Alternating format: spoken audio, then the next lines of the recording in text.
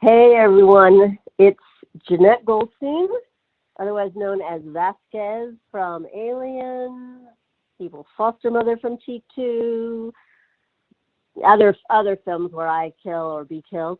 And I'm listening to Don't Go Out There podcast. I hope you are too.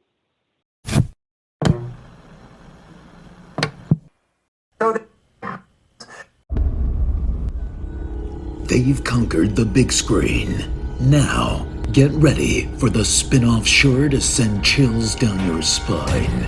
It's Nico, Brian, Mike, and Dustin in Don't Go Out There, the series. Welcome back, everybody, to DGOT, the series. We really appreciate y'all listening. We hope y'all have been enjoying these series reviews. I know we have. It's been a lot of fun. Just want to give a quick shout out to our website, don'tgoouthere.com. Everything about our podcast is on the website. All of our episodes and interviews, if you want to check those out.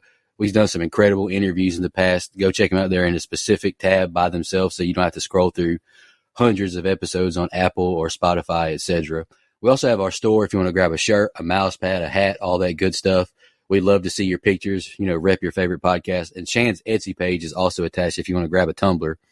All of our social media links are on there as well. Facebook, Twitter, Instagram, YouTube, TikTok. Like us, subscribe us, follow us, all that good stuff. And the last thing I want to shout out on our website is our Patreon. We call it Blood Donors. We have the traditional monthly reoccurring kind. If you want to support us, help us pay the bills, as we say. Or if there's a movie you want us to review, that option is available as well. Just check out our website, don'tgoouthere.com. Also, if you haven't noticed, we've recently joined the Believe Network, so there's some ads on our program now. But if you want ad-free content, go check us out on Blood Donors. The ad-free episodes will be available there. We appreciate your support. We continue on with Alien Earth, Episode 3, Metamorphosis. I'll just give my quick general thoughts, and then you can go, Dustin. This episode won me back. I really enjoyed this episode. There was a lot less thinking and just more watching for me on this one. I just had fun with it. I enjoyed it. There wasn't as much going on. There's a lot more Alien-esque stuff, I guess you could say. I haven't seen the whole franchise, so Dustin can comment on this. But maybe since I haven't seen Alien 3, Covenant, Prometheus, all that stuff, maybe I'm just missing some stuff. But I haven't been super invested, but I did enjoy Episode 3 quite a bit. And it made me excited to watch Episode 4. I'll just leave it at that. Dustin, what are your general thoughts? Yeah, I can't speak to it either because even though I've seen those movies multiple times, I do not lock in because I don't like them. But anyway, I thought this episode, this series to me so far, every episode has been pretty much on par with the last one. It's a very consistent series to me so far, and that's a good thing. I think we're going to have some highs. There are some moments that are definitely better than others, but there's no really sagging lows. So I thought this was another solid episode. Yeah, I loved it. I'm still all in here. Where, the first one definitely leaned heavy into nostalgia, or the first few episodes, I guess, leaned heavy into nostalgia. This one, I think, takes a little bit of a different turn. We get a lot more world building here. And I still can't believe that we are 3 episodes into Alien Earth, though, and nobody has punched an alien and said, "Welcome to Earth." That's an Independence Day reference there, Nico. But, yeah, man, I'm all in. I love this so far. Absolutely. And Dustin, you get the privilege of doing the scene by scene tonight. So whenever you're ready to start reading, go ahead, brother. All right. Episode 3, Metamorphosis. Lord bear me strength. We open with another cool montage of events from the previous episode and our title card. On the other side of it, we see Wendy running through the carnage of the ship. Kirsch is looking at some data. Data? I never can tell. Little Dicky said that. On a computer screen, and the crew is locking the alien species they collected in containers and slightly is admiring the eggs. Nina is mesmerized by one of the aliens and sees her child self on a table in a daydream. She asks Hurley why they couldn't choose their names and why Peter Pan, and takes exception to Wendy getting to be Wendy. Boy Cavalier calls Kirsch and tells him it's no longer a rescue mission. Secure the site and collect any alien life forms. His dream tries to reason with him, but he wants to hear none of it. He's also pissed at Kirsch for letting Wendy and Slightly go off on their own. Cut to Wendy, who runs a 4-3-40 down a hallway looking for her brother. Joe tells her it's a trap, but typical woman, she doesn't listen and runs to him anyway. She frees Joe right as the xenomorph returns. David Franco captures a great shot of it poking his head through the curtain. It decides to chill on top of the reefer trailer, though, instead of entering, and Wendy stabs it through the ceiling. And we get what we questioned last episode. It's the blood. The blood is acidic. The xenomorph flips the trailer, and now Joe's the one in search of a sibling. Before he finds her, however, he's impaled by the xenotail. Wendy comes in for the save and hooks and drags the xenomorph, allowing Joe to get to the door to lock it out. JK, it doesn't go that smoothly. The door cuts the alien tongue off, and it snatches Wendy to the outside as the door closes. When Joe opens it back up, he finds Wendy standing over the severed alien corpse. Go, girl. But there's no time for celebration as she's bleeding spunk from her head, and she collapses. And Joe, who's feeling a little woozy here, man, he lays down beside her. What'd you guys think of the open? Again, I will say this, and it has been the only time that I probably have ever said it about a show, but yes, a recap can be pure cinema. And the way this show does it with this title overlaid, the music, I said this last week, just the flashes of last episode, it's the way to do it. I will judge all other shows based on just this moving forward. And so one of the opening shots here with Wendy running to save her brother. Very interesting choice from Dana Gonzalez as the hole in the wall, like the entire hole, the shape of the hole in the wall is backlit red and in the shape of a heart.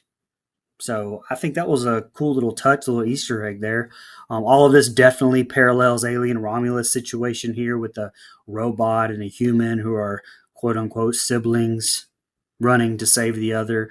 Very interesting dynamic there, and I like the parallels with Romulus. Another Easter egg, if you check out the computer screen here, we learned that, the eyeball alien thing that have no idea what it's called. Now we've got a name for it. It's called Asalis. I don't know how to say it, but it's ASELIS or Species 64. And, Oliphant is just probably unpurposely, I guess, is maybe a word to use, but he's funny as shit, in my opinion. And as that reluctant babysitter, a la Steve from Stranger Things. Look with your eyes, not your hands. That cracked me up. I don't know. Bravo to Jonathan Ajayi here too. Acting like a scorned child. Reminding you that they sense basically are children. Then we get this amazing action scene with Wendy and Hermit fighting the xenomorph. In my opinion, I know they wanted this to look less like a person in a suit. But honestly, it looks more like a person in the suit in this show, in my opinion. Again, just my opinion. Mostly because I think they show the xenomorph too much. Less is more. In the OG and Aliens, we get them very dark. You can't see them that well. And honestly, I probably would have preferred it less lit like that. It also answers our questions, though. You and I had Nico last week about the blood versus the spit being acidic. It's just apparently the blood, which probably has alien purists screaming at us right now for being idiots and not knowing that. But, I've seen these movies a million times, at least the first three. Yeah, I didn't know that. So I was thinking that it was blood and spit. But what a great group of scenes, though. Amazing battle there. Yeah, you correct me if I'm wrong, Dustin, but I don't remember any recaps. Maybe my Hulu just showed it for the first time this time. I don't know. But I don't remember any recaps like this, and I quite enjoyed it. It got me back into the mood and where you have action right off rip. I laughed at Kirsch's line delivery, look with your eyes. Cavalier nails the pompous rich douche so well. I think he's just fantastic. Wendy running like grandpa and Get Out. I thought she had excellent technique. I noticed in the closed captioning it was called an alien and not a xenomorph. Maybe that's why the saliva wasn't acidic, but like to mention, it was actually the blood. Well, never mind then. Acid melts the ceiling above them. I think I just give up on trying to figure out this acid stuff with the saliva. Joe got Randy Orton big time by this alien. Shout out to Wendy, saving him from getting deep-throated by whatever was coming out of this alien's mouth. Talk about a backfiring plan, though. Marcy cooked up a good idea and then gets God herself dragged into this room. Hate to see it. It is the last thing I got. Wendy lays a smackdown on this alien. I wish we could have seen what happened, but good opening. It was what I was asking for, just alien action and just mindless entertainment, really. Yeah. All right. We see Slightly looking at the carnage of the shipwreck and calling out for Wendy. and he steps in some alien goo in the egg nest. He hears some clanking, but it's just Smee. They laugh about them both using expletives, and Smee feels slightly in on what he saw. And he does a great job of portraying how a kid would describe it. Their fun is halted when that dastardly Morrow shows up, guns drawn. Morrow realizes they're a couple of kids, so he holsters his weapon and gives them the rundown on what happened aboard the ship. He hooks himself up to the computer for a data transfer, and they confuse him with their talk of having parents while being synthetics. He wants answers from Slightly, and Kirsch shows up to de-escalate, and Morrow says Yutani won't let Kirsch have them. As one of the eggs starts to open up, Morrow has had enough and abandons ship. We see the sunrise, and cleanup efforts continue, and Morrow is MIA. The xenomorph Wendy handled is being transported with the rest of the lost boys and girls, and we see Wendy and Joe are there as well. They arrive at Neverland, and Boy Cavalier overlooks as everything and everyone is wheeled in, and he's in awe of the alien. They start their testing on Wendy, and Boy Wonder walks in as they were about to start talking about him, so Dame Sylvia turns attention back to Wendy, and Boy Douchebag leaves. Cut to Kirsch and crew observing the alien species, and Cavalier joins this party.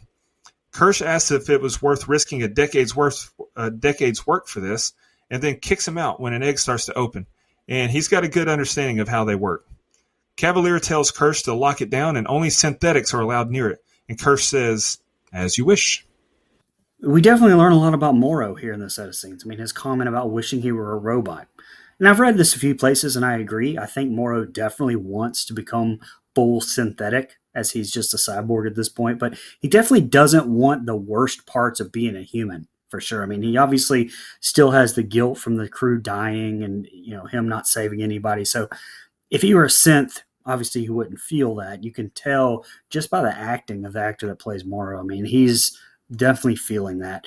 And at this point, even Wayland's full synthetics are not programmed with those rules, although they eventually will be, because in Aliens, Bishop tells Ripley that after earlier models of synthetics had issues with psychotic violence, like Ash and Alien, newer models had safeguards built into their programming. So I like the little Easter egg there, no pun intended with the egg thing, but I also like the Easter egg here where they're referring to getting the eggs from the moon, and I assume that's going to be LV-426 from the OG as well, which is, I think this takes place 2 years before that. But I love seeing the egg open up when he gets near them. I guess I never personally knew that bit about them opening when organic material is near, which right there, that tells us Morrow is still more human than machine. And that was a very cool little tidbit to learn for a non-alien diehard like myself. Sorry, Matt Sears. But very cool little Easter egg seeing the xenomorph being brought in by what looks like an earlier version of the power loader from Aliens. So another little Easter egg. They're full of them. Some cool little shots of the team returning on what looked like, futuristic versions of helos and helicopters. And even with the score, this whole thing has a very Vietnam movie type feel to it. I love it. I love how that little shot takes me back to those kind of movies. And at the end here, you kind of feel the dynamic shift a bit, where you've had Boy Cavalier as almost this godlike being. I mean, even the scenes where they shoot him, they've shot him from like high up, almost, giving you that, like I said, godlike stature. But then Kirsch kicks him out of the lab because the draw to organic material by these eggs. And so now you have Cavalier being limited by his humanity. And now it's the machines who can make the discoveries that he can't. So I wonder how that will eventually come back, because I have a feeling it definitely will. But another great group of scenes to me. Slightly braver than me. No way I'm picking anything up barehanded in this room. I laughed when he whipped out a little knife. You got to have a better weapon. Like, what are we doing? You're this far in the future and all you got's a knife? Come on. I also love that so far in the future they're still using bro and laughing at like shit and fuck. That's just hilarious to me. Morrow causing trouble still. I'm ready to figure out this guy's tactics. And I feel like Dale from Step Brothers. I'm trying to figure out your tactics. Slightly and Smee continue to have excellent camaraderie and play well off of each other. This data transfer scene is dope and it looks awesome. I know that's not great review talk, but I like this interaction amongst the three. Morrow is playing psychological warfare on these two brothers. Morrow is sweating harder than a Circle K hot dog after this data transfer. I laughed at Smee and Slightly hiding behind Kirsch. Them boys is terrified. Like they were just running to Papa, it seemed like. Morrow shows us immediately he does not participate in the find out part of fuck around and find out. As soon as the egg started to hatch, he was gone, and I don't blame him. Excellent score as Wendy and Joe are carried away on the stretchers. Gives me some Sinners vibes. I loved it. The more I see Cavalier, the more I hope for a brutal death. I can't stand his face, and I'm wishing not good things for him. Last thing I got, another good set of scenes. I'm interested where this egg scenario goes now. Slightly is coloring when Adam Ines comes in. Smee asks if they're in trouble, and Adam asks about Morrow. He says they're reviewing images from their retinal cameras, and the two boys didn't even know they had them things. Slightly tells him what Morrow whispered to him, and chat time is over. And he assures the two that Morrow won't kill them in their sleep. And Curse was watching this the whole time. What a peeper. We cut to some street vendors, and we see Morrow making his way downtown, walking fast. Faces pass, and he stole a phone now. He calls Yutani, and she asks about the aliens. He says he can get them back, but she says to just come back home. But he says, nah, he's getting them back. It really reminded me of one of my favorite scenes from Teenage Mutant Ninja Turtles. They're all just chilling, and Raphael blurts out, I lost a sigh. I can get it back. I can get it back. Cracks me up. Anyway, Curly goes to visit Cavalier, who tells her Wendy is only his favorite because she was first. Some conniving talk comes out of Curly here. She's running Wendy's name through the mud. He gives her some music and books and tells her she's in the race for his favorite. We get some cool looks at the ship and then catch up with Slightly, who Morrow asks if he's figured out the riddle. He's communicating via voices in his head, shout out to Randy Orton, which understandably freaks Slightly out. Slightly says he has to go, but Morrow asks him if he'll be his friend, and Slightly agrees. So Morrow tells him goodnight and exits the sex pervert club he's in. And the next set of scenes is the ending. You know, just more of that interesting power dynamic that I brought up last set of scenes. This old dude comes in to kind of intimidate Smee and Slightly to get more information from them about their conversation with Morrow. And I say interesting power dynamic because at any point these two could fucking rip his head off, but they're still children mentally. So I kind of have another feeling that they will figure out their power at some point as well. But you could definitely tell the switch being flipped in Slightly here whenever he learned that literally everything they see or hear is recorded. You can kind of tell that he bothered him. So that was some nice acting there. And it is interesting to hear some of the things Morrow says here too when talking to Yutani, that he has issues getting to the island. And honestly, it kind of sets up the reason why we never hear about this in any of the movies. I'm assuming. I haven't seen past this episode. But I think we will kind of get I'm guessing we're going to get kind of a Jurassic Park-like outbreak, that's contained to the island itself. So, that would be, I guess, why we never hear about Boy Cavalier or anything about, this issue on Earth or outbreak on Earth in any of the other movies. I mean, we'll see if that plays out that way. It's just, I don't know. It's just my thoughts on it. Some very cool visuals when we see Yutani up on that penthouse with the reflections from the pool, and then we kind of cut to Morrow during their conversation too. And it's like dirty and grimy. And it's just, you can kind of just tell, like I said, the whole power dynamic and the haves and have nots in this little, I guess, civilization that kind of carries on. Arana James as Curly, I think, really shines in this last set of scenes too, with her conversation with Cavalier here as well. Kind of setting her up to, I'm sure, cause a little mayhem as we kind of see some jealousy of Wendy shining through. Kind of does make me wonder if Cavalier has other plans than just conversation that he said in that first episode for when he was asked why he created the sense in the first place. But him saying when she's done reading the book, she can come back and they can play. A little weird. Why did you phrase it like that? A little weird. Let's go with that. Anyway, I'm ready to get to this next set of scenes, but not because I'm bored with it. I don't have much on this. Just keeping it, just gives you a heads up. Grown men coloring. Couldn't be me. I'm just kidding. I know they're kids, but I had to get that joke off. Morrow, he stole food with a quickness. I was genuinely impressed with that. And my man Morrow, he loves work too much. He's got that Officer Rig from Saw 4 obsession. Like, bro, just go home. Like, what are you talking about? Like, this is your life's work. I like how Curly delivers her lines and her presence on screen. She's got a unique voice and some it factor. Me and Dustin kind of talked about Mia Goth having it factor and Maxine. Like, I think Curly does too. Morrow continues to ask, when is a machine not a machine, over and over. And honestly, I don't know how to answer this in my normal state of consciousness. I may need a gummy or something to tap into this level of thinking. Mora was playing next level head games on Slightly. I loved it. That "don't let the bed bugs bite" was such a nice subtle jab considering he's a kid technically. I love that. I thought that was a great line. Another decent set of scenes, and I'm ready for the end. Well, say no more, because here it is. Nibs is walking down the hall having flashbacks and seems to be having an existential crisis when she remembers her child self hearing that she doesn't get to go back home. We see Wendy laid out on a table with an ear-piercing, high-pitched noise playing, and she wakes up. We see all of the eggs in a containment cell, and one of them is brought out for Kirsch to examine. He cuts into it and sees a facehugger inside. I didn't think that he should, open that thing anymore, but he did. And meanwhile, Wendy is having a migraine. She sees Kirsch performing surgery on the facehugger and decides to go in for a closer look. She faints, and Kirsch places part of the alien in a water-filled tube. Boy Cavalier watches as he puts it into a vat with some kind of organ in it, and Wendy's just, chilling, sprawled out on the floor, and the episode ends.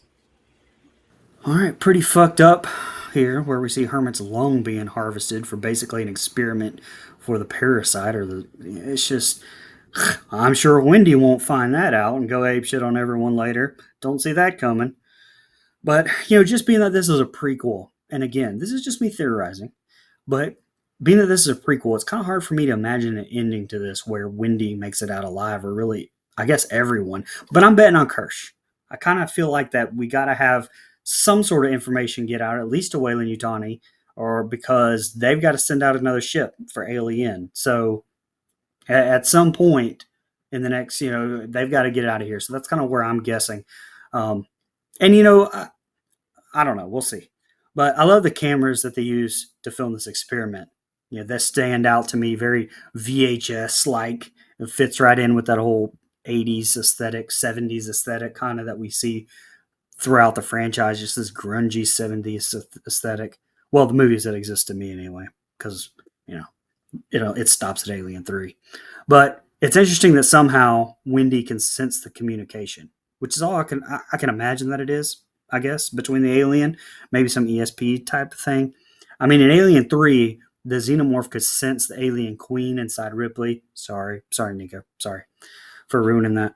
But it's interesting to me that she can pick up their communication. She's definitely somehow sensing what's going on there. I'm interested to see where that goes. You definitely can see the similarities here with this operation on the hugger too, and the scene from the OG with Kane and how he's dissecting the hugger. Although we see this sperm embryo looking tadpole thing here, which we've never seen before, and we're definitely going to get Hermit being infected with it, I'm sure. So I'm sure that's going to turn out great. And for the third time, we get another expensive, I'm sure, addition to the budget here with a rock song over the credits, this time Metallica. So we've had Black Sabbath, Tool, and now Metallica. So again, to quote John Hammond, we spared no expense. No expense spared. Nibs, I can almost bet has an alien or parasite in her. I'm calling it now from her interaction with that cat eye creature like last episode. Like I know that's going to be revealed probably in the next couple episodes. Not looking good for Joe. I saw a lot of flesh on that side table besides where he was getting operated on. They cutting on brother. This scene with Kirsch looking into the eggs and dissecting it, I thought was awesome. Facehugger is so gross and terrifying, but I'm excited for some facehugger action if that's what's coming in the next set of scenes. Like that was one of my favorite scenes in Alien Romulus. The green pus was absolutely disgusting, but I'm wondering why Wendy keeps reacting so painfully to the alien's pain. Episode ends with an alien tadpole burrowing into a flesh host. Wendy's tweaking. I'm intrigued. This episode won me back, and I'm ready for episode 4 now. Yeah, I've been rating them, so let's go ahead and give my 2 bits here. I think it was another solid episode. Like I said, that's right on par. I think every episode I've given in that 8 to 8.5 range. This one's no different. I'll give it an 8 as well. Very fair, very fair. Let me ask you something. I thought all the episodes were solid as well, too. But if we weren't doing the show, would you keep watching? Like, genuinely. I don't think I would have started, man. And here's the crazy thing. Let me ask you something. It's not because it's Alien. Because, like I've said, Alien Romulus, it righted the ship. Like, I'm on board now. I like it. It's just, I'm having such a hard time with any show anymore. Like people suggest, have you seen this show? You should watch this show. I just don't even want to. I can't get into them like I can movies, like I can sports. So I don't think I would have clicked play, to be honest with you. But I'm glad that we're doing this show because it's making me watch it and I am enjoying it. Yeah, same. I'm with you with the movie stuff. It's like I just want to be able to dedicate 2 hours to one story and be done with it. Like I don't want to have to watch 8 hours of content to hear like basically one big story. So I'm right there with you. But I am liking the show for the most part. That's so funny that you mentioned that because Brian was texting me about the Dexter spinoffs and all that. And I said, I haven't checked out any of the new Dexter stuff. I watched the original run, but I haven't watched any of the spinoff series or sequel series, whatever you want to call them. And he told me there's only one New Blood season, 6 to 8 episodes, then Resurrection, and it's only going to be like 8 episodes, he thinks. And I said, that's like 16 hours. My attention span just can't fathom. So, like, I don't know, man. I really wish I wasn't this way because I used to love TV. And it's to the point to where now, if Breaking Bad, The Wire, The Sopranos, probably my 3 favorite shows of all time, if they came on TV right now, I think I would miss them because I just can't get into shows anymore.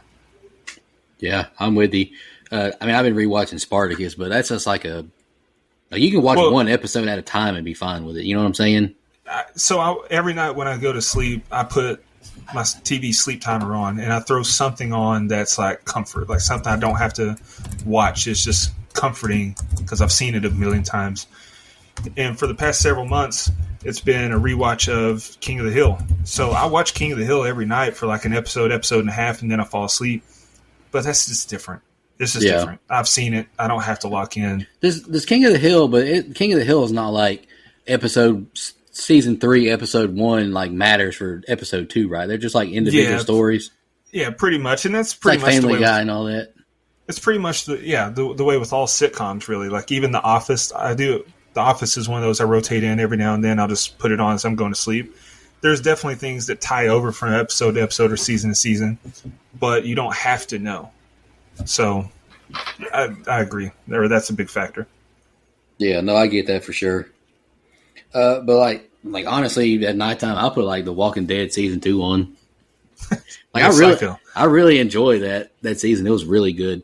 Go ahead. I was just going to say the Simpsons and King of the Hill are the 2 that and Trailer Park Boys. Those are the 3 that I put on the most frequently when I'm trying to sleep. Or I'll put like a true crime case on because I'm deep into the psychopathy or whatever. But anywho, we appreciate y'all tuning in. We'll be back with next week with episode 4. Thank you so much, everybody.